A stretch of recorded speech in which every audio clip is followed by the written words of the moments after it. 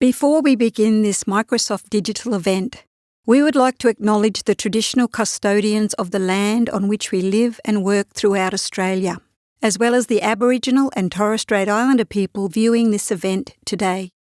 We pay our respects to elders both past, present and emerging, and recognise and celebrate their continuing connection to land, waters and community.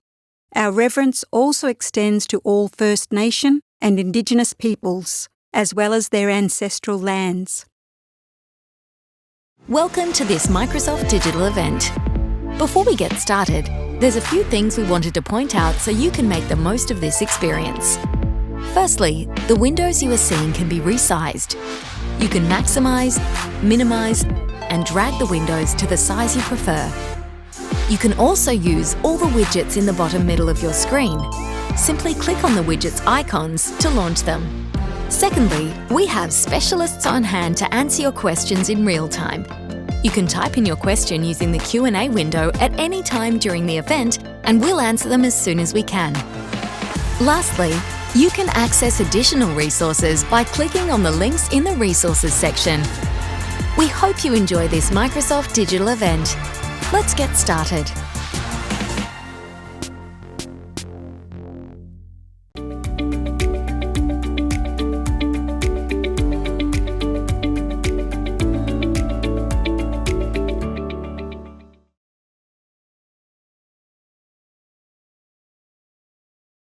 Hi everyone, a very warm welcome to you all to this session on Essential 8 and beyond, modernizing identity and compliance in the age of AI.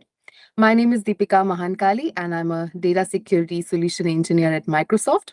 I will be your host for the session today. And I'm also very pleased to be joined by Andy Horan and Jay Maharaj, our security specialist and product manager, whom I will pass to in a bit to introduce themselves. So Andy, over to you. Thanks, Deepika. Hi, everybody. Andy Hurren. My name's Andy Hurren. I'm a security solutions specialist for Microsoft. My role is really to work with broadly across the public sector, a variety of different customers, really talking every day about security and how we can help drive resilience in cyber, with typically with the Microsoft platform. And Jay? Thanks, Deepika. Hi, everyone. I'm Jay Maharaj. I'm a senior product manager with the Entra engineering team. I'm part of the customer experience engineering team, focused on all our Entra capabilities within the region. So focus mainly in APJ and ANZ.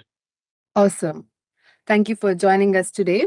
So we do have moderators on standby as well to answer any of your questions. So please feel free to use the chat window to post any questions.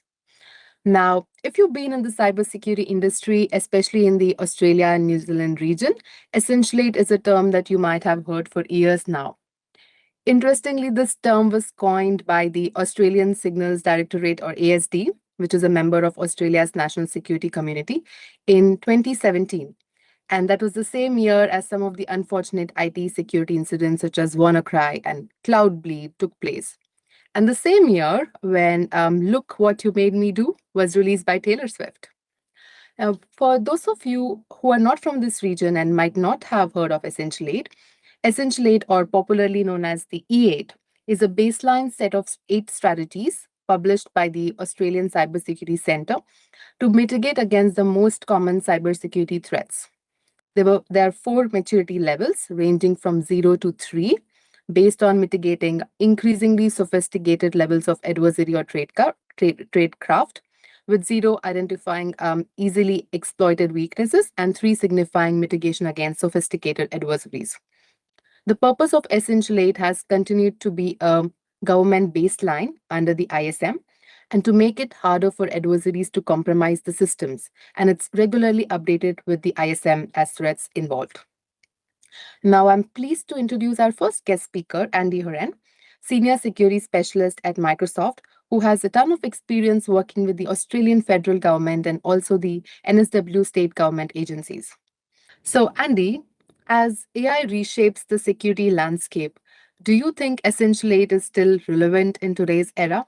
And if yes, why should organizations look at it? I think I'll answer that in a couple of ways, Deepika. So, firstly, unequivocally, it's a good thing. Like it's very much relevant and remains relevant today. As you called out, Essential 8's been around for quite some time, since 2017. And when you think about the Essential 8, a lot of the controls therein are hygiene type controls. So they remain fundamental controls that we need to address. The relevance piece, though, again, back to relevance in that context of AI and just various technologies that have been introduced over the past 7-8 years. It's really important to understand that Essential 8 focuses in on a specific threats. With the landscape that's shifted, we now have additional threat landscapes. The Essential 8 doesn't set out to address concerns around artificial intelligence and artificial intelligence technology. So it's really important to have that context and that understanding that while it's still important, you do need to think about that it's not complete. It's not it doesn't cover the full gamut of threats and risks. So you do need to think outside of the Essential 8 and prioritize them according to your needs, your risks, and what your business is planning on delivering from an IT capability perspective. Yes, thanks for that. So as I'm hearing what you say, it's a good starting point. So because it's a foundation, it provides a baseline. So good starting point, but we also need to then start thinking beyond on what kind of controls that we need to look at for our networks, for cloud security, beyond just the Windows and endpoints. That's great. But when it comes to Essential 8 in itself, what kind of challenges do you see organizations facing, and how are they approaching it? Well, I think as much as we say they are the Essential 8, essential doesn't mean simple. So there is, of course, when you look at the actual controls themselves, a lot of them are what I call foundational hygiene, IT hygiene controls. Again, patching operating systems, reducing administrative privileges, locking down macros, those types of activities. We need to make sure to achieve that IT and security are working together. We also need to recognise that making these changes, deploying a new patch, deploying a new application, turning on multi-factor authentication, that has an impact potentially on end users. It has an impact on application owners, potentially stability or resilience of or access to critical applications. So it's one of the key challenges is that we need to make sure that, and organisations need to make sure that this is treated as a process. It's not a one-time deployment of controls. It really needs to align to organisational change management processes. There needs to be engagement in the organisation as well from an educational perspective. So you've got buy-in, because I think we all know, for those of us who've been in the security industry for a good while, you can have the best of intentions with controls, but if they're impacting end user experience or the ability to achieve an outcome with a desired outcome with an IT solution, people will find ways to work around those controls, and will wind up with potentially in a state of lesser security. Yeah, totally. And that's when we now get the shadow AI in addition to shadow IT. Similar concept where we are, if we put in too much controls in place, then the users will go exploring their own ways of getting more risky behavior in. So on that note, what other regulations can or should the organizations be looking at, especially in terms of AI as well? Are there any AI-based regulations that you've seen our customers look at and which they should be looking at just to comply as well? Look, I'll start with I guess the frameworks that I'm seeing used a lot, and of course NIST tends to come to mind. So cybersecurity framework. It is I guess a more comprehensive. It doesn't, and that's not of course Essential 8 is very focused on its domain, but the broader frameworks like NIST, like ISO 27001. They tend to be used across a lot of organisations as a baseline for a broader strategy. Another one that comes to mind as well is the MITRE ATT&CK and MITRE DEFEND framework. So it's probably more from a security technical perspective, but just in terms of measuring maturity relative and readiness relative to a variety of different adversarial techniques. Those often come to play. In the artificial intelligence space, look, it's definitely a nascent area. There's a lot of work happening in that space. Again, NIST is doing some great work around building out an artificial intelligence risk management framework.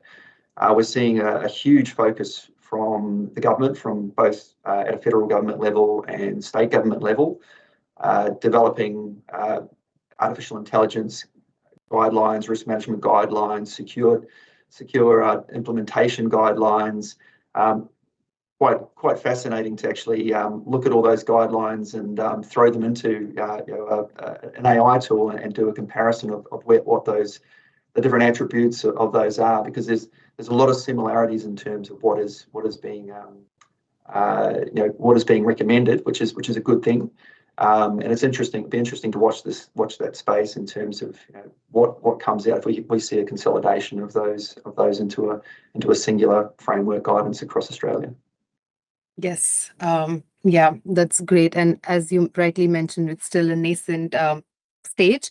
But I did want to point out that if customers using Microsoft Purview, we've already built in few of these templates into the Purview Compliance Manager. So you'll be able to get access to the NIST AI framework as well as the EU AI framework as well, where you can use those templates to create assessments. And then you can also use the Compliance Manager to keep track of how you are complying to those frameworks. So a great resource to utilize on that front.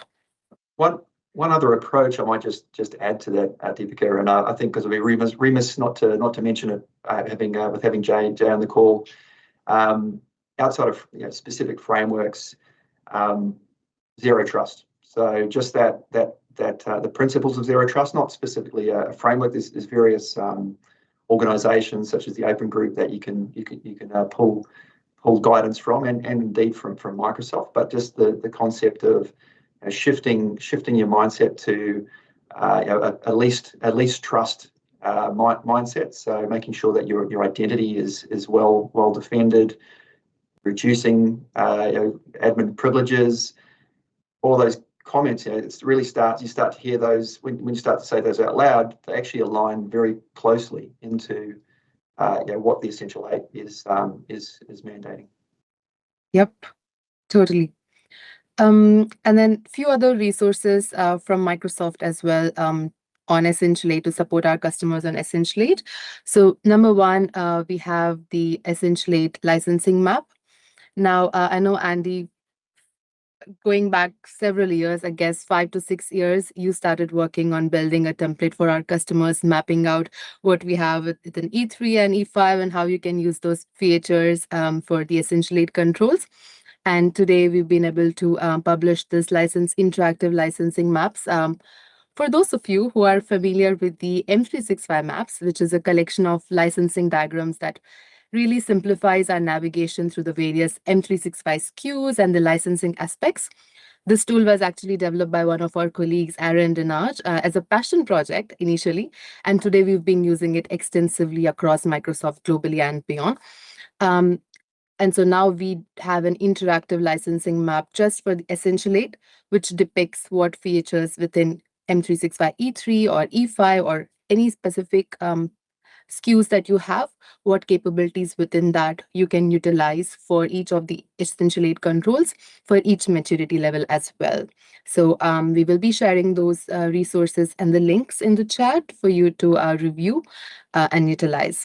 Second, we have Microsoft Learn Guides. So these are how-to guides, and they have details on specific each of the maturity levels. And we have a V team within Microsoft that's been working in the back end. They have been updating it from time to time whenever there are any changes to the Essential 8, any new releases as well. And these are really great detailed guides that help with the implementation aspects, and not just about what, but these are like the how-to guides for implementation. And then thirdly, we have the assessment templates within Compliance Manager within the Microsoft Purview portal. So you can use the Essentialate maturity level templates. So we have one template for each maturity level that you can use to create an assessment. And then that will give you a baseline of where you are with your current configuration and also the recommended actions on how you can improve your compliance posture with respect to that specific framework. So something for you to look out as well. If you've not used them previously, we will share those resources as well. Great. Switching gears now, I would like to introduce our next speaker, Jay Maharaj, our Senior Product Manager from our Identity Engineering, or also known as the Customer Experience team. With the rise of AI, securing identities has become even more critical because AI-driven systems amplify both opportunity and risk in the enterprise security landscape. Multi-factor authentication, or MFA, which is a part of the Essentialate controls, is the single most impactful measure that is capable of blocking over 99% of unauthorized attacks when properly deployed. At Microsoft, we have made a lot of advancements in the identity space, and a couple of exciting feature updates were announced at our latest flagship event, Microsoft Ignite, as well. One of them being about passkeys. So, Jay, could you please share with us what are passkeys and why are they becoming important for organizations? Thanks, Deepika. Let me break that question down into two parts. So I think the first part that I want to be able to address is what are passkeys? And then we'll look at why it is becoming more and more important for organizations to actually look at it from a technology security perspective as well. So what are passkeys? Passkeys are our passwordless authentication method based on public key cryptography designed to replace traditional passwords that we have been so used to using for so long. Instead of using or storing a password on a server, passkeys work by storing a private key securely on the user's device and using a corresponding public key on the service. This ensures authentication is tied to the legitimate domain, making phishing and credential theft ineffective, generally speaking, across all the different services that the user accesses. Passkeys also incorporate multi-factor authentication by combining cryptographic keys with biometrics such as fingerprint, facial recognition, or a device pin to verify the identity of the person that is presenting that passkey as well. They also act as a replacement for those traditional passwords that people have been using for so long, offering a stronger security, better user experience, and as Andy mentioned before, alignment with zero trust principles as well. Microsoft Entra ID offers phishing-resistant passwordless authentication methods such as passkeys and certificate-based authentication with smart cards as well. Now, within passkeys, we have a variety of different flavors of passkeys that you can use from Microsoft Entra ID. The first one is something that people are so used to using already, which is Windows Hello for Business. The second one, especially for people who are using the Mac OS platform, we have the platform credential for Mac OS that provides passkeys for the Mac OS users. And then we have Microsoft Authenticator app passkeys. In addition to those, we also have the FIDO security keys that you can use as a passkey with the Entra ID. And then finally, we have just announced in Ignite synced passkeys via providers such as Google Password Manager, the iCloud Keychain, or if you are using Bitwarden or LastPass, some other provider, you can actually use synced passkeys with them as well. With that, I just wanted to talk on why passkeys are important for organizations. Passkeys have multiple benefits, but let us discuss three key benefits today. The first one that I want to be able to discuss is the fact that passkeys are phishing resistant. Passkeys deliver a significant leap in security by eliminating the weaknesses of traditional passwords. Unlike passwords which can be stolen, guessed, reused across multiple sites, passkeys rely on a public key cryptography and make phishing attacks and credential stuffing virtually impossible. Users cannot use passkeys across different services as well. So it allows for that granularity in terms of how passkeys are used. Secondly, let's talk about user experience. Deepika, just think about it this way. How many passwords can a person remember at one point in time? There comes a point when users start writing passwords on post-it notes and start sticking them all around their workspace. With passkeys, users no longer need to remember these passwords. And I think the more important point is they don't need to be concerned about how to safely reset those passwords as well. Passkeys transform the sign-in experience by making it faster, simpler, more reliable, and more secure as well. Unlike traditional multi-factor authentication, which requires multiples of steps, entering the password, retrieving the code, and then approving a prompt, passkeys eliminate these friction points altogether. Users authenticate with a quick biometric check or a device PIN, and they are in. An analysis of our Microsoft consumer accounts shows that the sign-in with a password can take somewhere around 24 seconds on average. So this is like, people going through password and then multi-factor authentication and then authenticating to the service. But passkeys reduces this to around 8 seconds on average. Now, with sync passkeys, this goes down to 3 seconds. So just imagine going from 24 seconds with your traditional method of authentication down to 3 seconds with sync passkeys, right? And lastly, passkeys provide an alignment with zero trust and modern compliance frameworks, such as the Essential 8 here in Australia. It provides strong identity assurance without shared secrets and significantly reduces the MA fatigue that a lot of our users and organizations are currently facing. That's great. Thanks for sharing that. And personally, I really struggle to remember passwords. And so I really see value in this passwordless strategy and passkeys. So just double clicking on that Essential 8 and the phishing resistant MFA requirements, how do passkeys help meet the phishing resistant MFA requirements such as those in Essential 8 framework? This is, I think, a very timely question. And it is a great question. Does passkeys meet phishing resistant MFA requirements under the ICSC Essential 8? To give you the short answer, yes, it does. Right. The Australian Signals Directorate Essential 8 maturity model requires phishing-resistant multi-factor authentication at higher maturity levels. So if you want to go to, say, for example, maturity level 2 or maturity level 3, you need to start using phishing-resistant multi-factor authentication methods, and passkeys actually provides that. The means basically this means that MFA must use factors that cannot be intercepted or replayed. Right? Typically, hardware-backed credentials combined with something that you know or are, like a PIN or a biometric, right? So something you have, something you know, and something you are. Passkeys are built on FIDO2 and WebAuthn standards, are using public key cryptography. The private key stays securely on the user's device's secure enclave and is bound to a legitimate domain. That means, if I'm using a passkey with my Microsoft account, I can only ever use that passkey with that particular account, which makes phishing and credential replay attacks ineffective. Now, authentication requires a local gesture, such as a biometric or PIN, to unlock the private key, and this gives the true multi-factor authentication. So possession, where I have something, so I have the device. And then on top of that, biometric or PIN for identity verification. So this is something that I am, so biometric, and then obviously something I know, which is the PIN. Now, Microsoft Entra ID supports these phishing-resistant options, including passkeys, as I mentioned before, Windows Hello for Business, the Authenticator app passkeys, FIDO2 security keys, and now the sync passkeys, right? I'm talking about sync passkeys over and over again because we announced it recently, so it is front and center of my mind.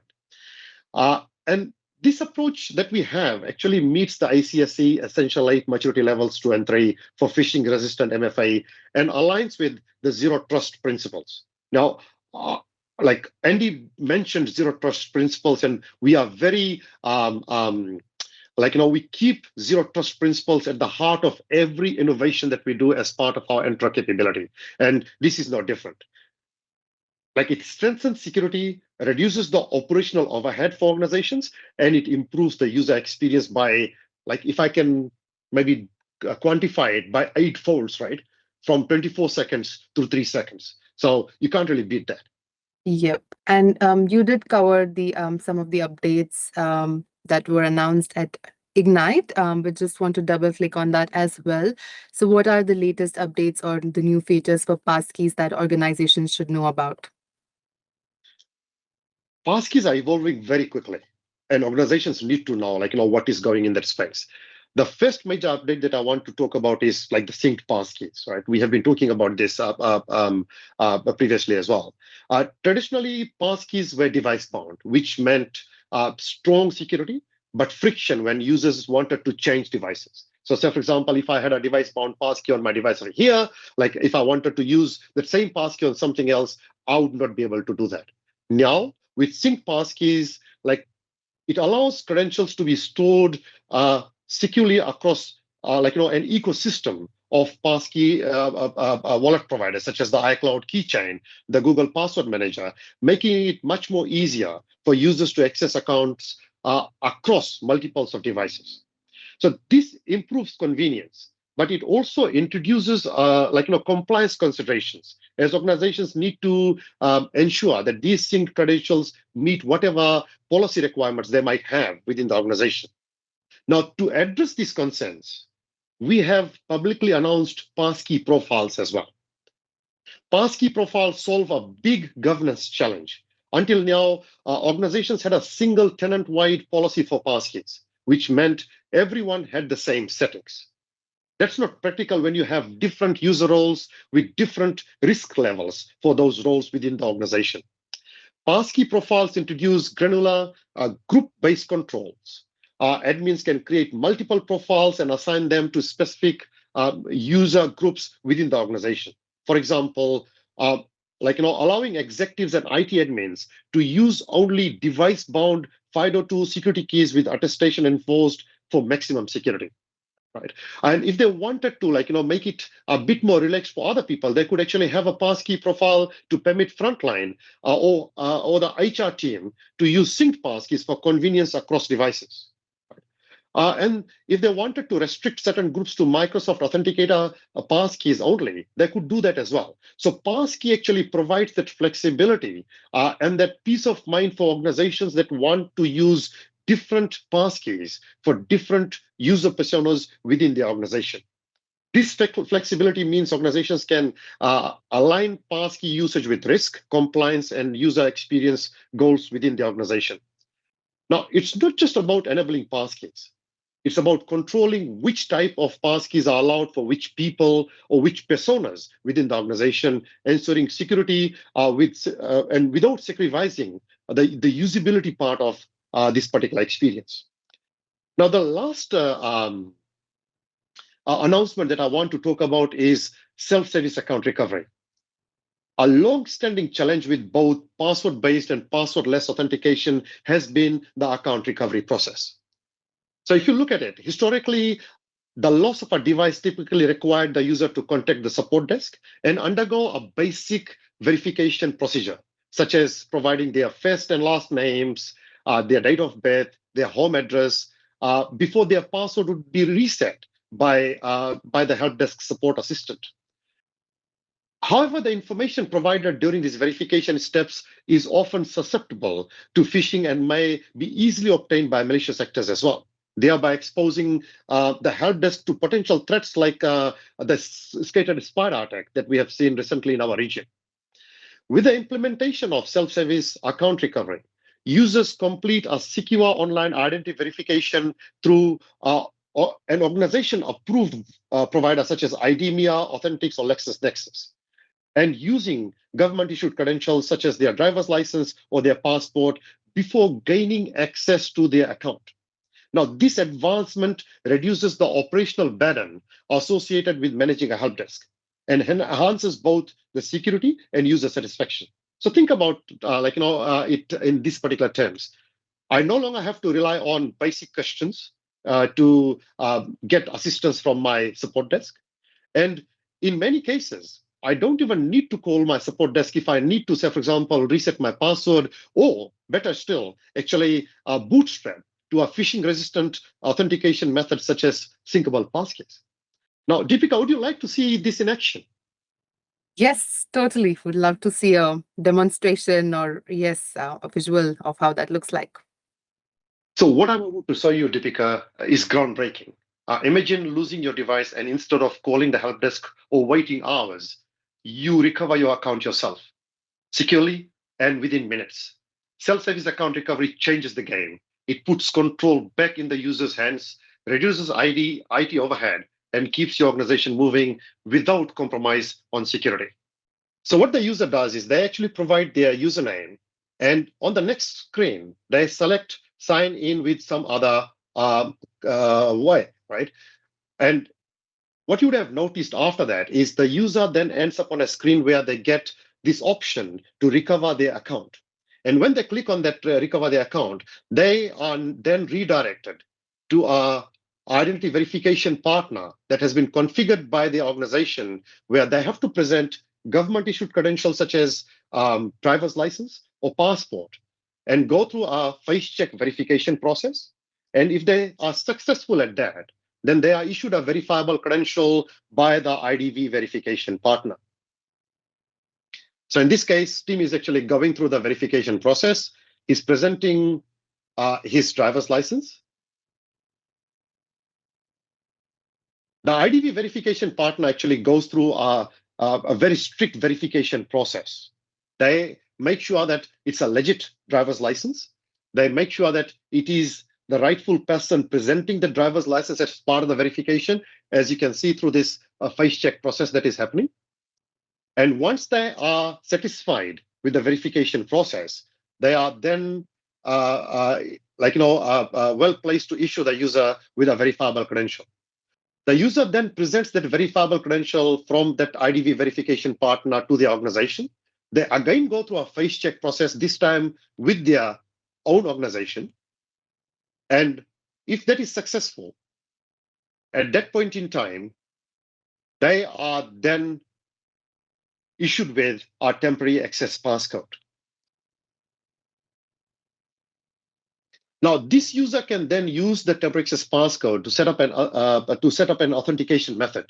Now, of course, as we want our customers to do, we are making it streamlined so that when our user goes through this process, they are then able to onboard or bootstrap a syncable passkey if that is enabled in their tenant. So in this particular case, you can see Tim is now going through the bootstrapping of the synced passkey, and he can use provider of his choice in terms of where he wants to store the passkey. And once that happens, it's all good, and he's ready to actually log into M365 Copilot with the 3-second login that we discussed earlier.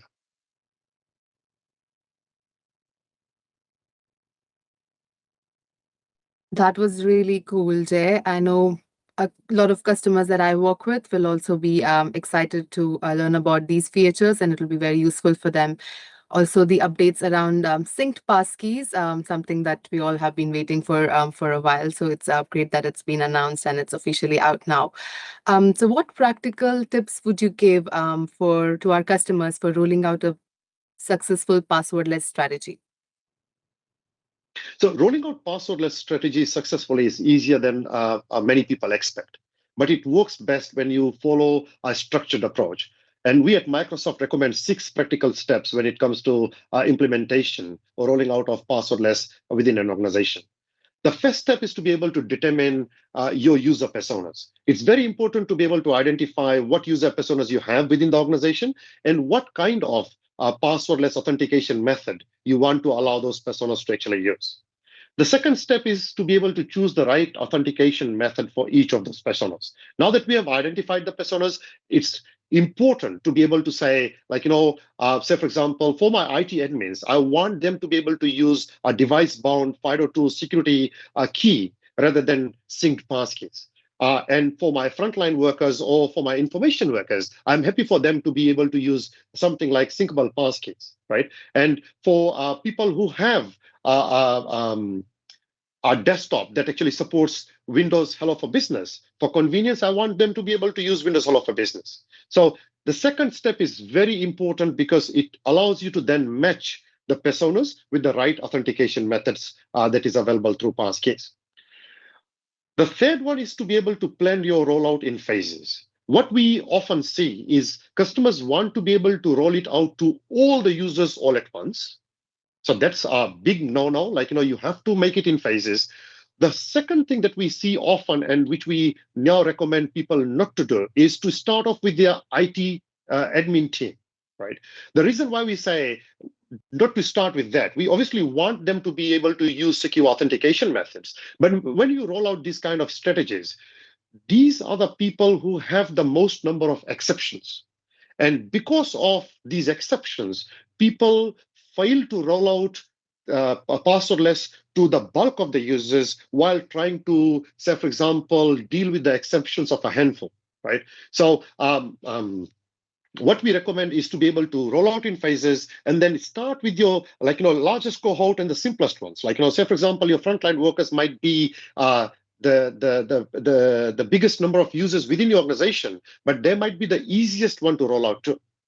Now, following on from there, the fourth one is to be able to prepare your infrastructure. So confirm that conditional access policies, device compliance settings, and identity verification processes are ready to enforce phishing-resistant MFA. Now, I mentioned identity verification. It is very important to go through a verification process where you are verifying the user properly before giving them a phishing-resistant multi-factor authentication method. The last thing you want is to give a bad actor or a malicious actor who has already compromised an account within your organization a phishing-resistant authentication method, which will then allow them access to a lot of critical resources within the organization. So identity verification is very important, and that's where you can actually plug in Entra Verified ID. The fifth one is to be able to communicate and train users. So you want to be able to make sure that you communicate to your users properly and effectively and train those users in the art of how to bootstrap passkeys or the passwordless authentication method of your choice. And lastly, we want to be able to monitor and optimize. So use reporting tools to track adoption, troubleshoot issues, and adjust policies as needed. This ensures that the security goals and the user experience stay aligned. You don't want to roll it out and not have any monitoring and not have any optimization. So, for example, if you see a lot of people having issues, that means somewhere in the previous steps, we have made a mistake. Maybe training users will actually fix the issue for you. So focus on that. When you follow these steps, implementing passwordless authentication is straightforward.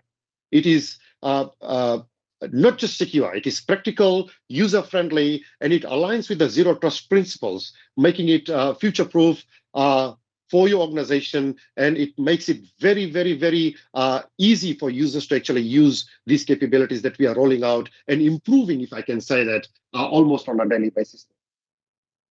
That's great. Thanks for those practical tips and the 6-step approach.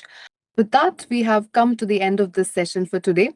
Hope you found today's session useful. If you would like any follow-ups or would like to know more about the capabilities we discussed today, please contact your Microsoft representative or the account team. And thank you so much for joining today. We hope you enjoyed this digital event. We have specialists on standby to answer your questions for a short while. To ask a question, type it into the chat window now and we'll get to it as quickly as we can.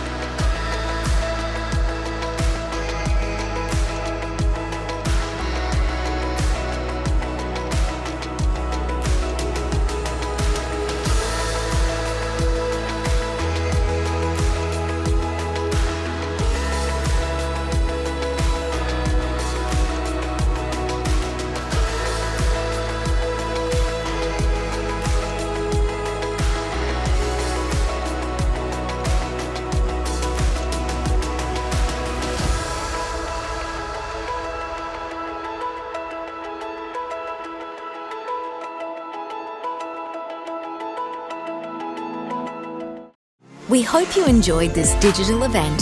Thank you for attending, and we hope to see you again soon.